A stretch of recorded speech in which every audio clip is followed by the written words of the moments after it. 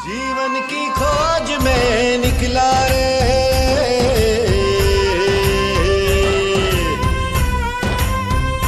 ओ जीवन की खोज में निकला रे,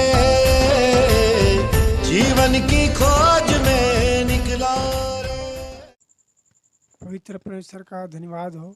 आज का सुंदर समय आपको और मुझे दिया है, इसके लिए परमेश्वर का हम धन्यवाद करते हैं। आप सभी भाई बहनों को जय मसीह की।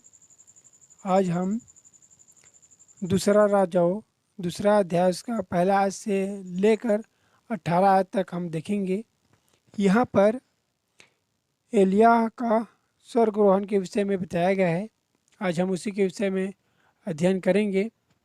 हम देखते हैं कि यह परमेश्वर का एक दास भविष्यद्वक्ता एलिया के विषय में देखते हैं। एलिया और एलिसा दोनों का है संग संग चल रहे थे जब एलिया को क्या है स्वर्ग में क्या उठा लेने वाला था, उस टाइम की बात है। हम देखते हैं कि एलिया ने एलिसा से कहा कि यह मुझे बेतेल को भेज रहा है, तू क्या है यहीं रुक, मैं आता हूँ। उसके बाद हम देखते हैं कि एलिसा क्या कहता है, नहीं मैं भी क्या है तुम्हारे संग जाऊँगा, और उसके साथ क्या है वो बेतेल को क्या है चला गया। उसके बाद कुछ समय बाद फिर से वो कहता है कि यह मुझे यरीहो को क्या है भेज रहा है। उसके बाद कहता है एलिया, हे एलिसा तू यहीं पर ठहर, मैं आता हूँ, यह मुझे यरीहो को क्या है भेज रहा है। फिर भी क्या है एलिसा नहीं मानता और उसके साथ वो भी क्या है चला जाता है यरीहो को। उसके बाद कुछ समय बाद फिर से वो कहता है यह मुझे यरदन को क्या है भेज रहा है, तो इसलिए क्या है तू यहीं पर रुक, मैं क्या है आ रहा हूँ। फिर भी क्या है हम देखते हैं कि एलिसा क्या है फिर भी नहीं माना और उसके साथ चलने के लिए वो राजी हो गया। और हम देखते हैं कि कुछ लोग एलिसा के पास आते हैं और बोलते हैं कि क्या तुझे पता है कि तेरा स्वामी स्वर्ग में क्या है उठाने वाला है। उसके बाद एलिसा कहता है कि हाँ मुझे पता है, तुम क्या है चुप रहो। उसके बाद हम देखते हैं कि एलिया क्या है अपने जो चादर को क्या है इकट्ठा करता है मोड़ कर और जल पर क्या है मारता है और दो भाग हो जाता है। उसके बाद हम देखते हैं कि एलिया और एलिसा क्या है स्थल स्तर क्या है उस पर चला जाता है। उसके बाद हम देखते हैं कि वहाँ पर एक रथ अग्नि में घोड़ों में क्या है आता है और उन दोनों को क्या है अलग अलग कर देता है, एलिया और एलिसा को। हम देखते हैं कि एलिया क्या है बॉन्डर क्या है उस बॉन्डर क्या है उठा लिया जाता है। और हम देखते हैं कि एलिया क्या है लास्ट उससे एलिसा से पूछता कहता है कि तुझे क्या चाहिए, क्योंकि तू मेरे साथ काफ़ी समय से है इसलिए। और हम देखते हैं कि एलिसा कहता है कि मुझे क्या है यह परमेश्वर जो क्या तेरे साथ रहता है तुझ में जो आत्मा वही मुझे चाहिए।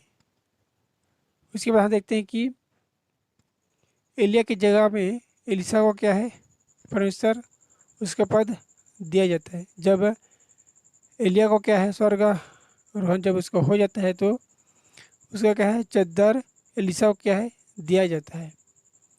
और यह परमेश्वर क्या है एलिसा को क्या है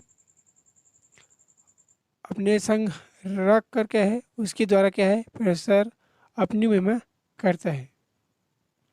आज हमने देखा कि एलिया और एलिसा के विषय में एलिया क्या है बार बार उसको क्या है बोल रहा था कि मुझे यहोवा बेतेल को भेज रहा है, फिर भी क्या है एलिसा उसके साथ गया, वो ठहरा नहीं, वो रुका नहीं।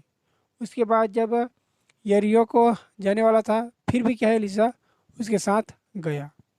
उसके बाद हम देखते हैं कि यरदन को जब जाने वाला था फिर भी क्या है उसके साथ वो गया।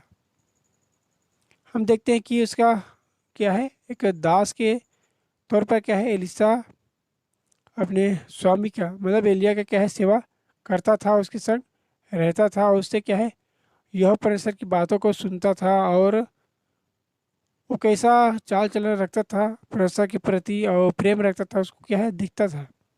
जिस तरह से हम मूसा और यहोशू के बारे में जानते हैं कि बाइबल में बताया गया है कि जब मूसा की मृत्यु हुई तो यह परमेश्वर ने क्या है उसका जो पद, या हम कह सकते हैं कि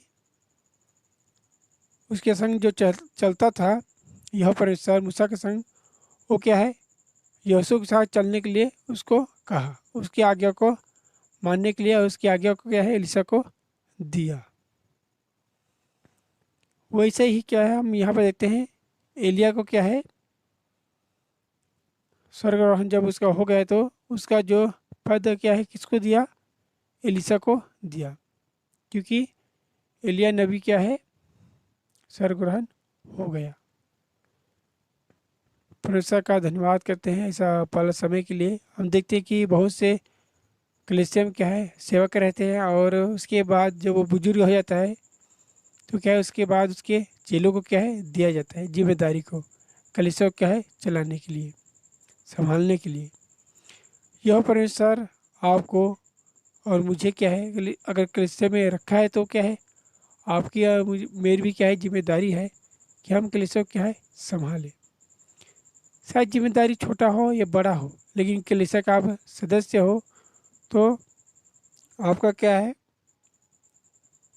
हक भी बनता है और आपका कर्तव्य भी है, एक मसीह हो तो उसमें रहकर उसकी जिम्मेदारी को संभालना। आज हमने देखा कि यह परमेश्वर जब उसके दास जब कोई बुजुर्ग हो जाता है या फिर कोई मर जाता है या फिर कोई स्वर्गारोहण हो जाता है, तब भी परमेश्वर यह अपने कार्यों को क्या है उसके चेले के द्वारा चलाता है, और उसके द्वारा क्या है परमेश्वर अपनी महिमा करता है। आज के वचन आपको और मुझे समझने में मदद करे, और हमने आज ये देखा कि यह परमेश्वर ने क्या है एक को जरूर अपने पास बुला लिया, लेकिन दूसरे को क्या है नियुक्त कर दिया। आज के वचन आप सभी के मनों में रहे और हृदय में काम करे, और परमेश्वर की बातों को सुनते हुए इसकी पवित्रता में क्या है चलने में अगुवाई करे। आज के वचन हम यहीं पर समाप्त करते हैं। आप सभी भाई बहनों को जय मसीह की। तन्मा